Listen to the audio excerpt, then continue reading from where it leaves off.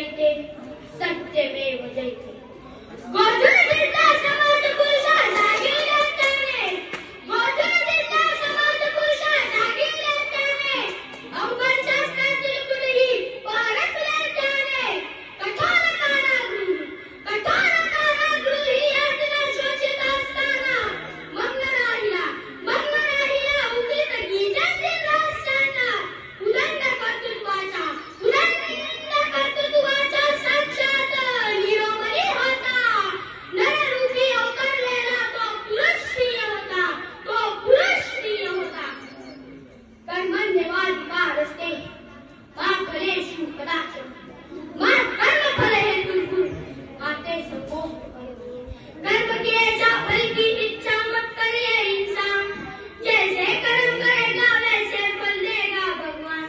एह गीता का ज्ञान, एह गीता का ज्ञान, एह गीता का ज्ञान, एह गीता का ज्ञान. कर्म किए जा फल की इच्छा मत करिए इंसान, जैसे कर्म करेगा वैसे फल देगा भगवान. एह गीता का ज्ञान, एह गीता का ज्ञान, एह गीता का ज्ञान, एह गीता का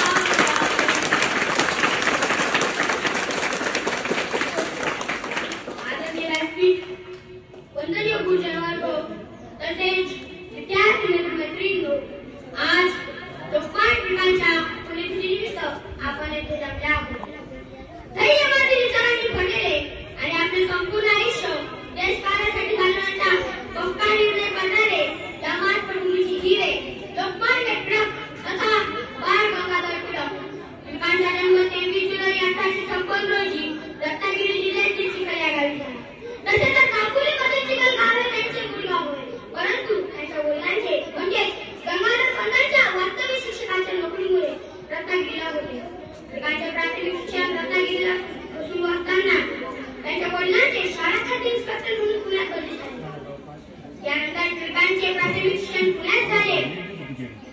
टिळक हायस्कूलमध्ये असताना त्यांच्या वडिलांचे त्यांच्या आईचे निधन झाले. टिळक मॅट्रिकला असताना त्यांच्या वडिलांचे 1872 मध्ये निधन झाले. तेव्हाच त्यांचा विवाह सत्यभामाबाईशी झाला. यानंतर 16व्या वर्षी मॅट्रिक पास झाल्यानंतर उच्च शिक्षण घेण्यासाठी डेक्कन कॉलेजमध्ये प्रवेश घेतला. घरची परिस्थिती थोडी बरी असल्याने वडिलांनी दिलेल्या पैशांमुळे जास्त अडचण आणली. टिळक BA या परीक्षेमध्ये 1876 मध्ये प्रथम श्रेणीत गणित या विषयात उत्तीर्ण झाले. यानंतर 1879 मध्ये LLB झाले. सह्याद्रीच्या खऱ्या सम कातडीत छाती लाख रव्याची आगडी चादर साठवली होती. मूर्त होय त्याच्या मुखात कणकण निर्धार. अग्निपणा समनेत्र जिभेला खडगाची धार. तेजाचा रसरस्ता अंबर काळजात होता. नररूपी अवतरलेला तो पुरुष स्त्रिय होता.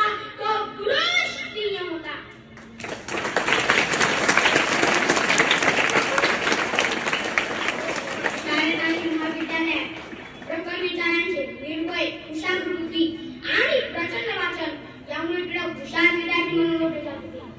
परंतु त्यांची प्रकृती नाजूक होती. त्यांना चेष्टेला सामोरे जावं लागलं. या कठीण जगात त्यांनी प्रकृती सुधारण्याचा निर्णय केला. आहार व व्यायामाने प्रकृतीमध्ये एका वर्षात थोडाफार होईना बदल केला. विद्यालयीन शिक्षण घेत असताना तरुणांच्या मनात आत्मविश्वास जागा होता आणि तो देश कार्य करण्याचे स्वप्न होतो. परंतु टिळक आणि त्यांच्यासोबत असणारे गोपाळ आणि शंकरकर या दोघींनी फक्त स्वप्न बघितले नाही तर ती प्रत्यक्षात उतरवली. दोघांमध्ये कितीही मतभेद झाल्या मात्र त्यांचा ध्यास एकच होता. काही वेळा त्यांचे चर्चेत रूपांतर वादात झाले, पण ते थांबले नाही आणि आपले पाऊल टाकायला सुरुवात केली. त्यांचा प्रारंभ झाला तो निबंध मालाकार विष्णू शास्त्री चिपळूणकर यांच्या पुढाकाराने पुण्यात सुरू झालेल्या निवडणुकीच्या सामने आणि तिथेच टिळक आगरकर यांनी पगार शिक्षकाचे काम सुरू केले. यानंतर 24 ऑक्टोबर 1884 ला डेक्कन एज्युकेशन सोसायटीची स्थापना केली.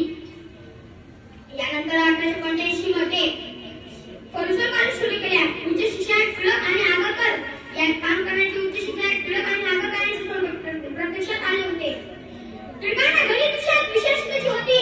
कॉलेजमध्ये गणित शिकत असताना ग्रंथालयाचे गणितातील विविध प्रमेय पुस्तकाव्यतिरिक्त स्वतंत्र पद्धतीने सोडवण्याचा त्यांचा प्रयत्न असायचा.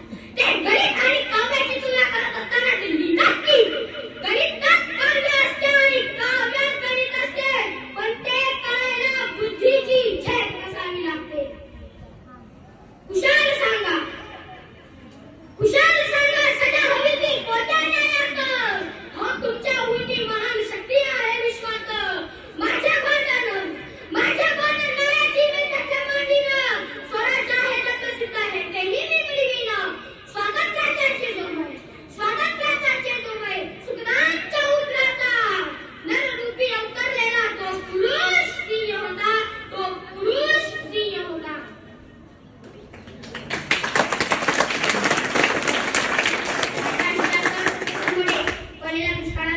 सरकारने फॅमिली हा कोड पास केला.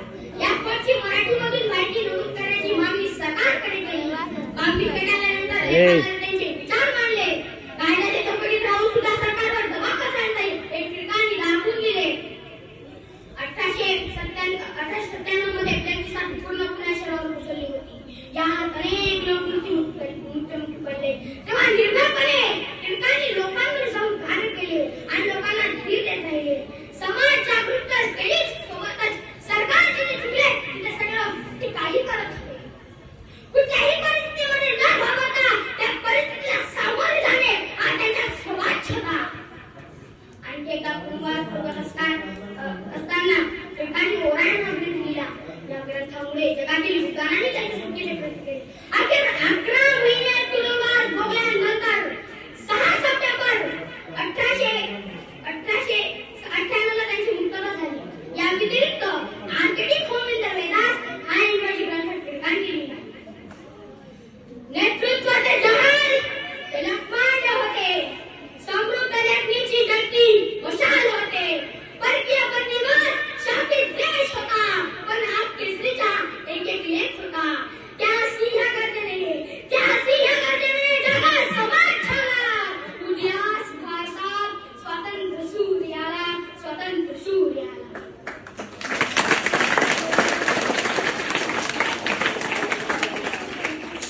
अध्यापन क्षेत्रात काम करत असताना आणि देशाची स्थिती बघत असताना कार्य करण्यासाठी वृत्तपत्र हे प्रभावी साधन आहे याची जाणीव टिळकांना आणि आगरकरांना झाली. आर्थिक पाठबळ नसतानाही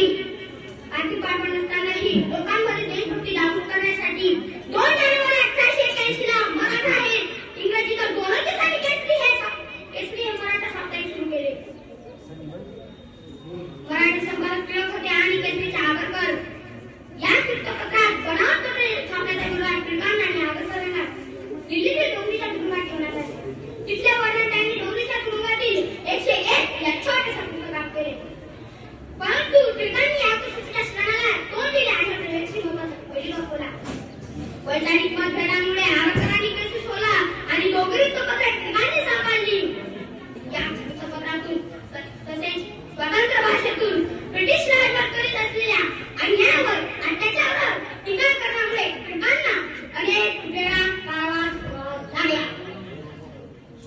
विविध लेख लिहिल्यानंतरही लोकांमध्ये प्रत्यक्ष जाऊन कार्य करणे आणि लोकांना संघटित करून राजकीय चळवळ पूर्ण न्यायाचे टिळकांनी ठरवले. त्याचाच एक भाग म्हणून सार्वजनिक गणेशोत्सव सुरू केली. तसेच शिवाजी महाराजांच्या रायगडावरील समाधीच्या जीवनोद्धाराकरिता 1895 मध्ये चळवळ सुरू झाली. यानंतर 1896 मध्ये पहिला शिवाजी महोत्सव रायगडावर मोठ्या प्रमाणात साजरा झाला. अशा नवनव्या लोकजागृती उत्सवामुळे त्यांची लोकप्रियता वाढली.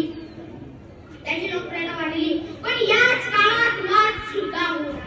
पण प्रत्येक वादात त्यांची बुद्धिमत्ता, निर्भयता आणि त्याचा प्रत्येक लोकांना समाजात वावरताना समाजात असणारे दोष आपण आधी दूर करावे असे टिळकांना वाटायचे. त्यासाठी लोकांमध्ये गमावलेला आत्मविश्वास परत आणण्यासाठी त्यांनी ठरवले की 1919 पर्यंत जे लेखन केले त्यातून त्यांच्या वैचारिक भूमिकेचे दर्शन होते. निर्भयपणे लढणाऱ्या लिखाणकाम सुरू असताना आणि देशकार्य सुरू असताना स्वराज्य हा माझा जन्मसिद्ध हक्क आहे आणि तो मी मिळवणार असे ठामपणे सांगणारे लोकमान्य टिळक होते. असे ठामपणे सांगणारे लोकमान्य टिळक होते. स्वराज्य हे ध्येय साध्य करण्यासाठी साधनांना अनेक काही सूत्र टिळकांनी ओळखली. जगा वेगळा होता परी हा जनतेचा नेता. लोकमान्य या शब्दालाही तो भूषण होता.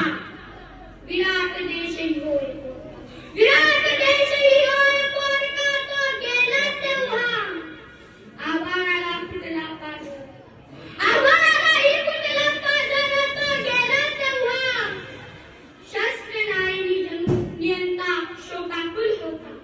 नररूपी अवतरलेला तो पुरुष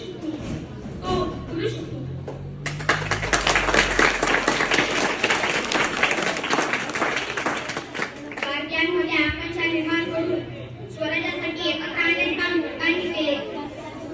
स्वराज्यासाठी एकत्र आणण्याचे टिळकांनी केले. निर्भयपणे लढणाऱ्या या शक्तीच्या उगमस्थानासारख्या शक्तीचे 1 ऑगस्ट 1920 रोजी स्वराज्यासाठी लढणाऱ्या अशा कित्येक व्यक्ती माराच्या पडद्यावर गेल्या, परंतु लोकांनी